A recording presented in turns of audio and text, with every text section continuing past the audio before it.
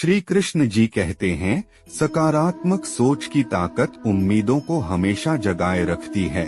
सकारात्मक मन पर मुश्किल हालातों का कोई प्रभाव नहीं पड़ता। अगर हर कोई खुद को सही बना ले तो किसी को सही व्यक्ति की तलाश करनी ही नहीं पड़ेगी। लोग अच्छा पढ़ने और अच्छा लिखने वाले को काबिल इंसान कहते हैं, पर असल में काबिल इंसान वो है जो अच्छा सोचे, अच्छा बोले और दूसरों के साथ अच्छा करे। अपने और अपनों के लिए तो हर कोई जीता है, किंतु दूसरों के दुख दर्द को समझकर उनकी निस्वार्थ मदद करने वाला ही महात्मा कहलाता है। जिंदगी मुफ्त में किसी को कुछ नहीं सिखाती। जब कोई कहता है कि ये सबक मुझे जिंदगी ने सिखाया है, तो समझ जाना कि उस सबक की उसने बहुत बड़ी कीमत चुकाई होगी।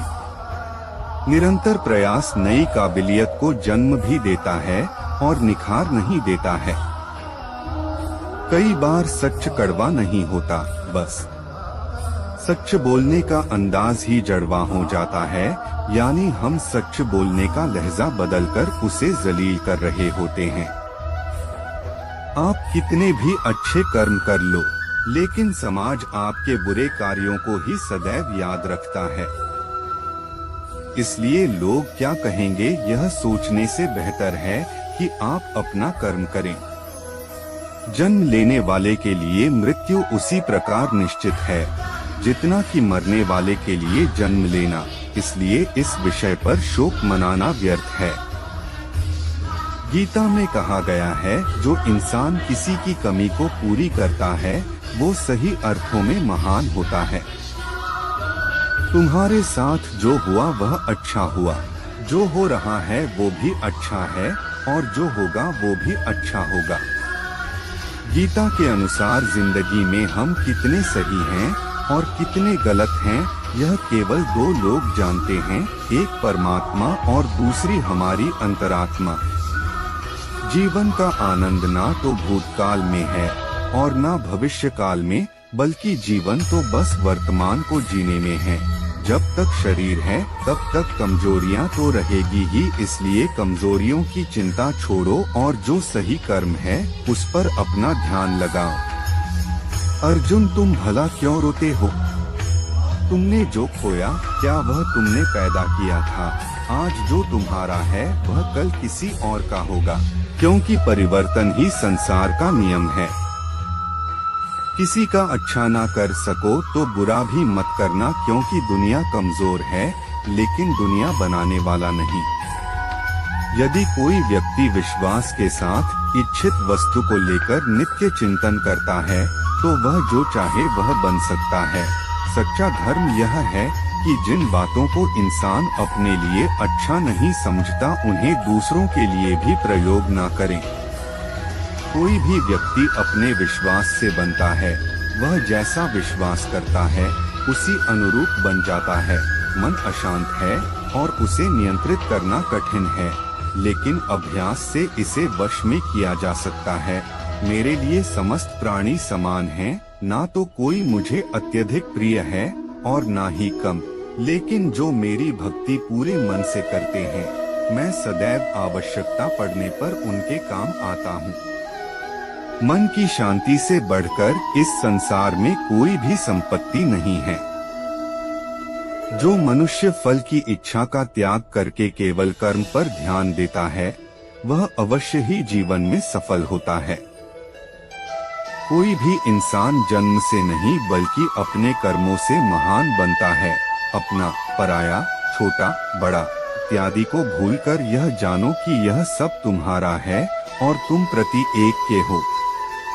बिना फल की कामनाएं ही सच्चा कर्म है। ईश्वर चरण में हो समर्पण वही केवल धर्म है।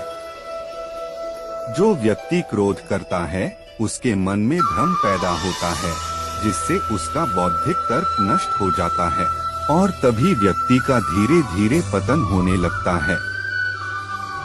गीता में लिखा है, जब इंसान की जरूरत बदल जाती है तब इंसान के बात करने का तरीका बदल जाता है।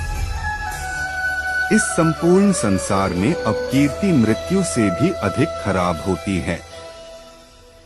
सदैव संदेह करने वाले व्यक्ति के लिए प्रसन्नता न इस लोक में है ना ही कहीं। जीवन में सफलता का ताला दो चाबियों से खुलता है, एक कठिन परिश्रम और दूसरा दृढ़ संकल्प। जो मन को नियंत्रित नहीं करते उनके लिए वह शत्रु के समान कार्य करता है। भगवान के आशीर्वाद के बिना कोई भी कर्म सफल नहीं हो सकता। सफलता उसके पास जाती है जो अपने कर्मों का सही समर्पण करता है। कर्म सफलता की कुंजी है और सफलता आत्मसमर्पण में है। भगवान के आशीर्वाद से कोई भी कर्म सफल हो सकता है। सफलता उसके कदमों पर मुसीबतें डालती है जो अपने कर्मों को नहीं समर्पित करता। कर्म सफलता की कुंजी है और सफलता आत्मसमर्पण में है। आत्मसमर्पण और उत्साह के साथ कर्म करना ही व्यक्ति की उच्चतम सफलता है। भगवान के आशीर्वाद से कोई भी कर्म सफल हो सकता है। सफलता के लिए सही समय पर सही कर्म करना आवश्यक है। कर्म शक्ति का स्रोत है जो व्यक्ति को उच्चतम सफलता तक पहुंचाता है। अपने कर्म में भगवान का आशीर्वाद होता है। सफलता उसके पास जाती है जो अपने कर्मों का सही समर्पण करता है। सफलता का आधार विश्वास और समर्पण है। अपने विचारों को शुद्ध रखो क्योंकि वे आपके कर्मों का मूल हैं। जब तुम अच्छा करो तो उसका फल जरूर मिलता है, बस समय लगता है। भगवान में विश्वास रखो और अपने कर्मों को निर्भर करो।